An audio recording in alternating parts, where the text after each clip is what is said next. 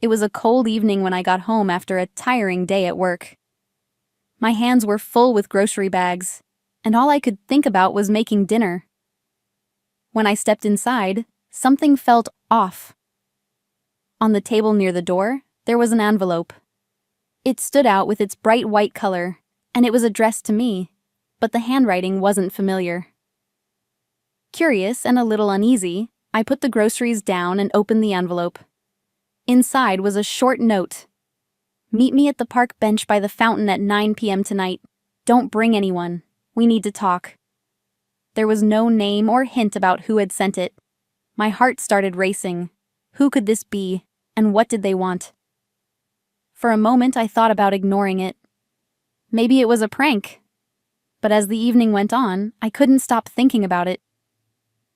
By 8:30, I had wrapped myself in a coat and headed to the park. The cold air stung my face and the quiet streets felt eerie. Only a few streetlights lit the way, casting long shadows.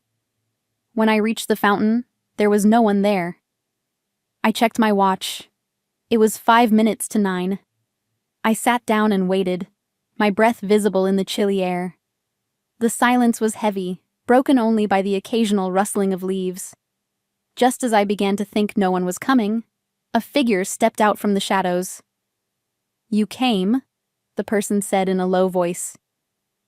It was a man, his face partly hidden by a hood. There was something familiar about him, but I couldn't figure out what. "Who are you? Why did you call me here?" I asked, trying to sound brave. He hesitated, then pulled down his hood. My breath caught. It was Alex. I hadn't seen him in years. He had vanished from my life 5 years ago without a word. And now, here he was, as if no time had passed. "Alex, what are you doing here? Where have you been?" He sat down beside me and looked around nervously. "I don't have much time. I need your help. Something happened. Something I can't handle alone." I stared at him, confused and shocked. Alex had always been confident and in control. Seeing him like this, anxious and uneasy, felt wrong. "What do you mean? You disappeared without a word. Do you know what that did to me?" I said, my voice trembling. He looked down, guilt written all over his face. "I know I owe you an explanation, but right now, you need to listen. I've gotten into something dangerous. It's bigger than me, and if I don't figure it out, I'm going to die." A shiver ran through me, and it wasn't just the cold. "What are you talking about? Are you in trouble with the police? Or worse?" He nodded slightly, his eyes fixed on the ground. "Both. I got mixed up with the wrong people. They don't let you just walk away." I felt my chest tighten. What had Alex gotten himself into?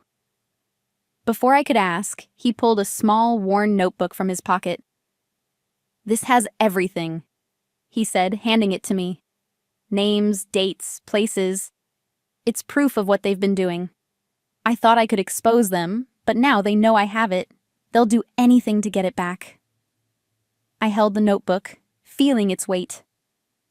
"Why are you giving this to me? What am I supposed to do with it?" "Keep it safe," he said urgently. "If something happens to me, take it to the police. Promise me." I looked into his eyes and saw how desperate he was. "Alex, this is crazy. You can't just hand this to me and expect me to—" Before I could finish, he stood up suddenly. "I have to go. They're watching me. If they see us together, you'll be in danger too." "Wait!" I called after him, but he was already walking away, disappearing into the night. I sat there for a long time, holding the notebook and trying to make sense of what had just happened. Part of me wanted to throw it away, to pretend this never happened. But I couldn't. Alex had trusted me with something important. No matter how angry I was about the past, I couldn't let him down now. The next few days were a blur. I couldn't shake the feeling that someone was watching me. Every time my phone rang, my heart raced. I decided to look through the notebook, hoping to understand what Alex had gotten involved in. The names and details were shocking. Corruption, illegal deals, ties to organized crime. It was a tangled web of lies and danger.